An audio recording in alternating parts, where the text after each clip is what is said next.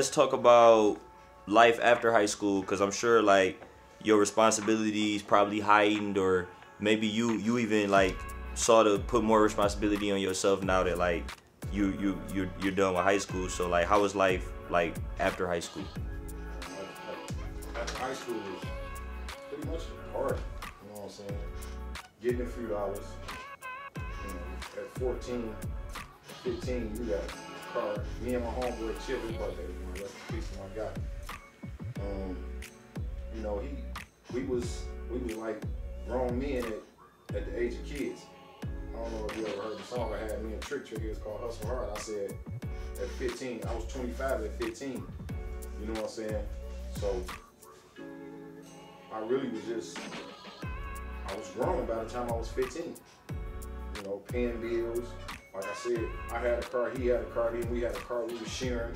We had back caves where we would slide to. You know, we was just doing us. Right. Yeah, okay. So, like, at what point did you start to get into coaching? Oh, after the first prison bid. I went to prison for selling drugs, heroin and crack. And what year was the first prison bid? This was 96. 96? Yeah. Okay, and how old were you around at that time? 96, like 21, 22. I think I was 21 by the time 22. Okay, so going to prison at 21, 22 years old, like this your first time like being in a place like that, especially in the 90s, like how the prison system was back then. Like what was the experience like that first time around? It was so brief because I only did like 9 months, you know, so it was so brief, but I had already had insight on it because my uncles had already been and they already had gave me the game. You know, mind your business, you know, do your bit, don't worry about nobody else. So, because you know, you from the east side, everybody from the east. Hey, what up? Well, I know your mama, you know what I'm saying, all that type of stuff, you know, so it was like, I was there, but it was like a weekend camp or something, I don't know. Yeah. I didn't take it serious. A light vacation or something like that. Yeah, so when I came home, I'm over at my mom's house, waiting on my parole officer to pull up so I could check in with him. And a little kid next door, he was playing with football. And I played catch with him. I asked him what position he played. He said receiver. So I asked him to run some routes. He didn't know the routes. So I'm like, man, how you play receiver and you don't know the routes? He was like, man, we got some coaches, but we need some more coaches. So he told me there's practicing, and I went up there. I was big. Been coaching ever since. That was 97. And what team was that? That was the Cannon Tars. Cannon Tars? Okay. What league were they a part of? Pop Warner. That was Pop Warner? Okay, so at what point did you transition into coaching the Hurricanes? Okay, Cannon Tars, after you know, we beat up on everybody that was in that league for a minute. Oak Park Trojans, Inkster Raiders, Northwest Cardinals. It was only like 6 teams in this division at that time. Yeah, I think Southfield had a team too, right? Southfield Falcons. Yeah. The Ravens. They came in like I think the second and third year, I think. Okay. Like 98, 99 or something like that. But they was in another league. But yeah. So after our president got into it with the president from Oak Park, who ran this part of Pop Warner, the Southeast Michigan, they got into it. They kicked us out the league. Now I'm actually fighting a drug case. I'm in the county jail fighting a drug case. And everybody from our team, from Cannon, we merged with the Motor City Rebels. Motor City Rebels ended up folding. So, I mean, well, when I got out, I beat the case. So when I get out, I joined the Motor City Rebels. I coached with them for a year, and we won the championship. And the offensive coordinator for the A team, he asked me, have I ever thought about coaching, you know, high school? And I'm like, I ain't never really gave it no thought. He was like, well, I work in Southeastern. We just got a new head coach. We need a defensive coordinator. I'm like, all right, I'll check y'all out. I go do the interview. They take me. I stayed in Southeastern for 4 years. Helped turn that program around.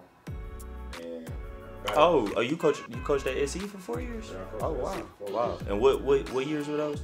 That was 2004. Oh, that's what's up. That's what's up. And then after that, what? Like I said, the Motor City Rebels had folded, but then they became the Detroit Hurricanes. Now my Hurricane ties, they went to the Hurricanes.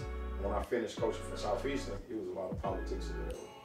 So my son old enough to play now, so I take him to the Eastside Raiders. When we get over there, they won't put him on the field, and he over there putting in work just because he's not a Raider or whatever. I don't know what it is. So long story short, I'm like, man, I'm going to Pop One. I go back to Hurricanes, and I've been a Hurricane ever since. Okay, right. So, yeah, let's talk about, like, man, when I think about you and the Hurricanes, it's like Jimmy Johnson and the Miami Hurricanes, you know what I'm saying? That was, if anybody know anything about Pop Warner football, man, if you're from Detroit, even if you're not from Detroit, you know about the legendary Hurricanes, you know what I'm saying? So, like, let's describe your life as the coach of the Hurricanes. Man, a lot of it got to do with the kids, though. You know what I'm saying? I can only take credit for some of the stuff I did, but it was the kids. We had some good kids, man, coming up with the Hurricane system. Guys went on to, play for city championships, state championships. It just was a culture, man. And we didn't, I ain't trying to say we mimicked Miami and Jimmy Johnson, but we had swag. We had our own swag. So we brought that to the field, you know? Yeah, so can you give us some notable names of people that you've coached over the years that played for the Hurricanes? Yeah, we had Parrish Powell, we had Jamar Baird, we had Terrence Rice, we had Mark Moore, who was the quarterback on the national championship team, and we went undefeated, went to Florida, played in Disneyland for the Pop One Super Bowl. And we had guys like Jim Jones. Man, there's so many kids. I've been naming kids for days. Let me see. Demetrius Wiley, Javante Jenkins. We had Tone Lippy came over there and played with us for a minute. You know, Tone Lippy, he went on to play for Michigan State. And I think he was playing with the Dolphins, Jets. Yeah, we had some good kids over there, man. Right. And I think that speaks volumes you, like, as a coach, not only as a coach but as a person, for you to, like, be responsible for pioneering, like, some of these football careers that we're speaking about right now. And you could kind of say, like, it's more of a reflection of the kids than it is of me. Yeah. So I forgot to mention big time right now. He's getting Super Bowls right now. Sean Murphy Button, he just won a Super Bowl with the Tampa Bay Buccaneers. Right. Played corner for Tampa Bay. He was a Hurricane, you hear me? Mm-hmm. Yeah. So and then you actually mentioned that y'all went undefeated and won the Pop Warner Super Bowl. We ain't win it. We lost in the semifinals. Oh, okay. Undefeated. We won undefeated. We played Harvey Coates. Y'all might remember the Harvey Coates from what's her name? Kiki Palmer. Yeah. She played the little girl in Long. What's the name of that movie? Long Shots, or that's what I think it was. Long Shots. Yeah, with Ice Cube. I think it was called Long Shots. Yeah, it was something like that. But yeah, we ended up playing that team that story was based on. We ended up playing that. I played against. Oh, you played the team that she went against in the movie. The team she was. Oh, that she was. The team she was from. Oh, okay. Okay, that's what's up. So, just to give some people some insight on, cause not a lot of you. Correct me if I'm wrong. I don't really know the exact history on it. I'm kind of young, but not too many like Detroit Pop Warner teams make it that far. Like not really too often. Maybe you could give me some intel on that. Well, it was like on our lower levels, like our B team, our C team, and a couple B teams. You know what I'm saying? Because our Hurricane B team, they went to the Pop Warner National Championship. And then we had like Northwest Dolphins. Right. They went down there. Southfield Falcons, they kept going down there. I think they might have won one. Oh, okay. Yeah, I think Southfield on the D team or the C team or something. They had some good teams. Okay, well that's some history for me. Well, describe like, making it that far and like what was the nostalgia around the team like in the city, making it that far and being able to represent Detroit and put on like that and such a big, you know, such a big stage? Like, what was that like? Oh man, it was a beautiful thing because, you know, we flew down there. Right. You know what I'm saying? That team we took down there in 2008. I don't know how I forgot these guys. Larry, Steps, Nico Evans. You know what I'm saying? Man, what's Chuck last name? Damn, I can't even think of Chuck last name. But man, y'all might know Chuck. He played for the Kansas Saints. He was a Cal guy. Then we had Deshaun. Man, it was a beautiful thing. Long story short, you know, a lot of these kids ain't never been nowhere. Some of them never even been to Cedar Point. Right. So when you tell the kids we going to Disneyland with Mickey and Minnie stay, you know what I'm saying, to play for the Pop on the Super Bowl, it was huge. And then as we got on the plane, and the captain of the plane said, you know, shout out to the Detroit Hurricanes. You boys going down there, Florida, play for the championship. Good luck, gentlemen. Man, the plane exploded. Them boys are so geek. So it was a good look, man. Then they, like I say, man, it's December. First weekend of December, we down there, you know what I'm saying? They in the pool, they all at the theme parks, you know what I'm saying? They seeing this is right about the time that the college national awards be held. So we seeing guys just up for, you know, best receiver of the year, player of the year. You know what I'm saying? They seeing all these guys they looking up to and they right there with it. You know what I'm saying? So they breathing on them, they kicking it. Yeah, that as a young kid, that definitely, like, being the kid who plays sports, man, that's something that all of us kind of dreamt about. So that definitely was probably like a dream come true to a lot of those kids, man. That's amazing. So at what point actually did you stop coaching? In 2011, we actually was on our way back because we had undefeated that season too, that 2011 season.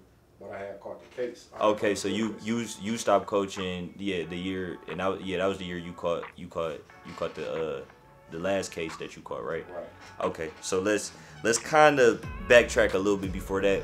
Definitely want to talk about that because I feel like that's probably the most important time in your life. It was.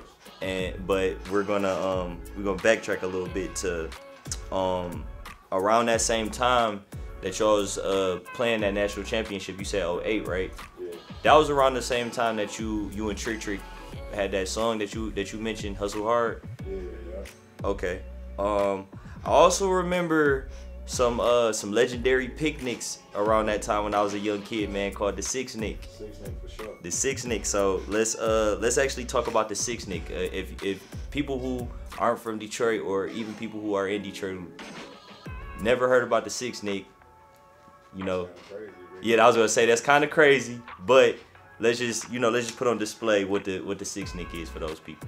Six Nick was just an opportunity because I kind of messed the neighborhood up, so I really was trying to bring something back, and at the same time I wanted guys that was dying to get heard as far as musically.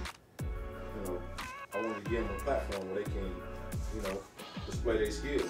You know, throwing your ass up there. Yeah. I definitely I went up there and man, I think I was like 9 years old at that one. Like 9, 10 years old, we rocked it.